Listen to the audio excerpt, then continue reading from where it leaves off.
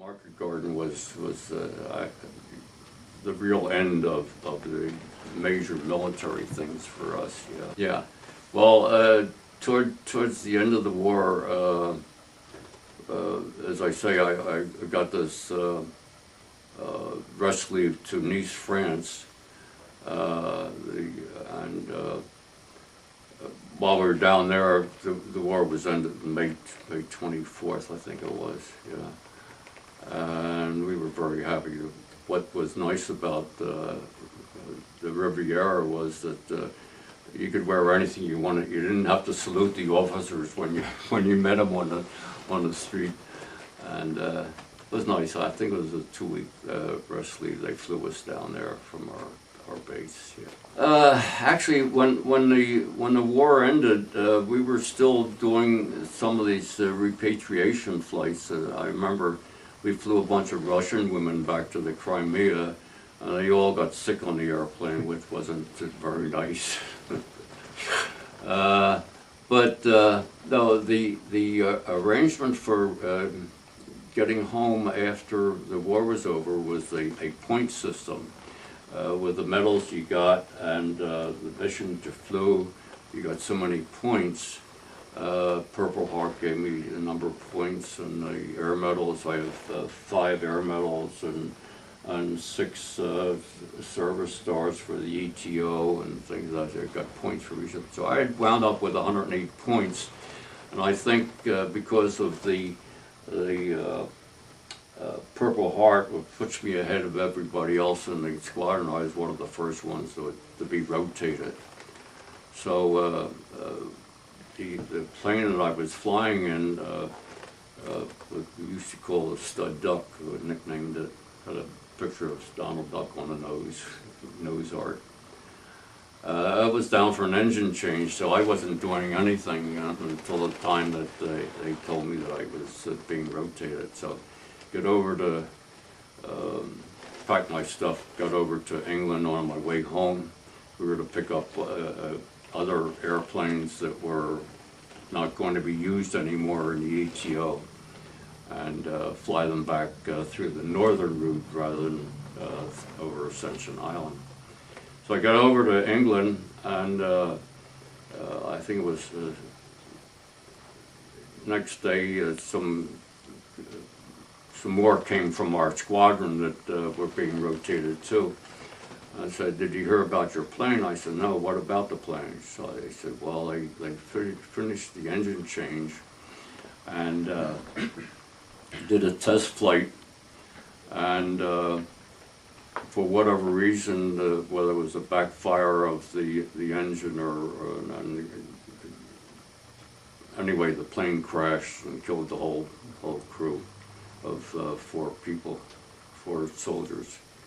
That plane I flew, I guess maybe 1,000 hours, you know, and all the time, but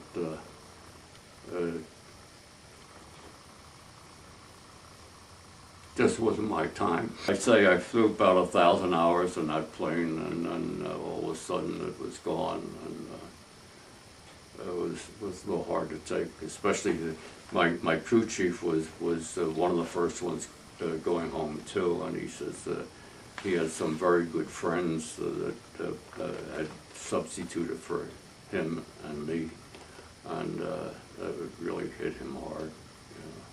When we got back, as I say, when we flew these planes back, we went from England to Scotland to Iceland to Greenland, Labrador, and then down into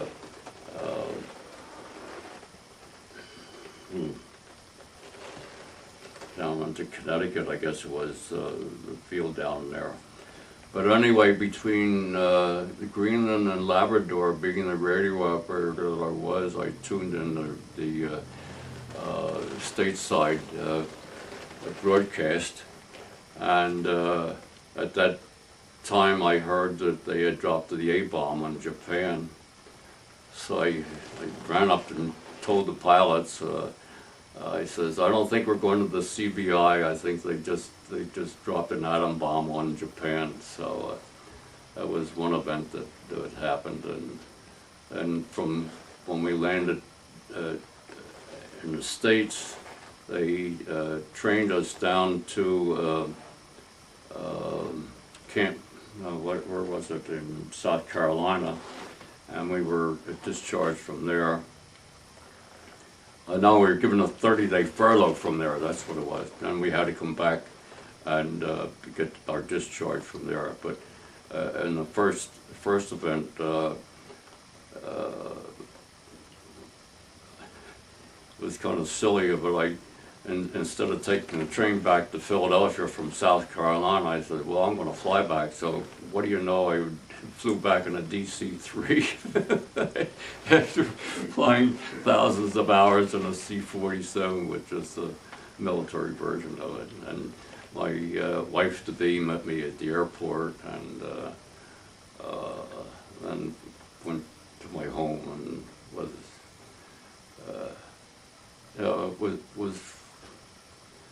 it's almost indescribable of what you feel like when that happens, you know.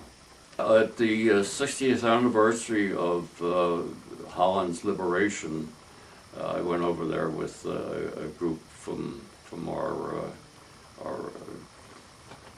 Air Force units, actually the 441st group, and the Dutch were fantastic people. You know, they were so thankful.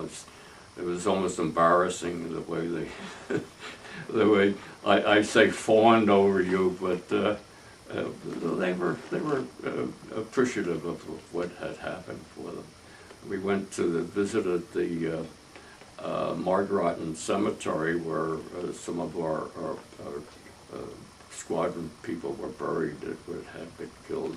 So, and the nice thing about the cemetery was it immaculately kept, and every one of the graves at the cemetery was adopted by a Dutch family that would take care of, put flowers on it occasionally and things of that sort. And they treated us royally. We had parades for us and everything else. It was amazing.